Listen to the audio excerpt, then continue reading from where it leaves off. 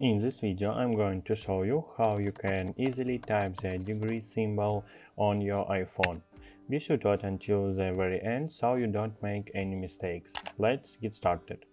First, you need to open any app that allows you to use the keyboard.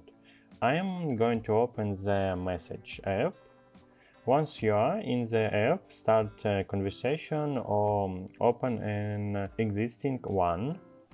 Now let's enter our message. You can type some numbers or text, and when you're ready to add the degree symbol, simple long press to the 0 key on the keyboard. This will bring up a menu with two options.